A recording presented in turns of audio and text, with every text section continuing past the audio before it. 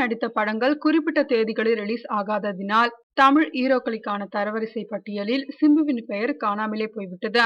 இளம் ஹீரோக்களின் ரேஸில் மிகவும் பின்தங்கிவிட்டார் சிம்பு.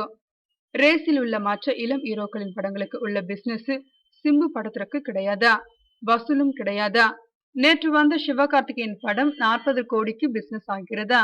வசூலிலும் அவரது படங்கள் சக்கை போடுகின்றன. சிவகார்த்திகேயன் படத்திற்கு உள்ள பிசினஸில் 20% பிசினஸ் வேல்யூ கூட சிம்பு நடிக்கும் படத்திற்கு இல்லை. சிம்பு நடித்த படம் குறிப்பிட்ட தேதியில் வெளியாகாமல் தள்ளி போடப்படுவது வாடிக்கையான விஷயமாகிவிட்டதால் தியேட்டர்காரர்களும் சிம்பு படத்தை ஒரு பொருட்டாக மதிப்பதே இல்லை. இந்த நிலையில் பாண்டிராஜ் இயக்கத்தில் நயன்தாராவுடன் இணைந்து இது நம்மாளு படத்தில் நடித்து வருகிறார் சிம்பு. நிஜ வாழ்க்கையில் காதலித்து பிரிந்த சிம்புவும் நயன்தாராவும் மீண்டும் இணைந்து நடிக்கின்றனர் என்ற ஒரே காரணத்தினால் இந்த படத்திற்கு ரசிகர்கள் மத்தியில் ஓரளவு எதிர்பார்ப்பு ஏற்பட்டுள்ளது.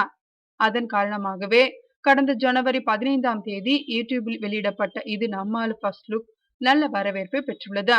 இந்த டீசர் வெளியான 2-3 நாட்களுக்குள்ளேயே 10 லட்சம் பார்வையாளர்களை பார்த்து ரசித்துள்ளனர்.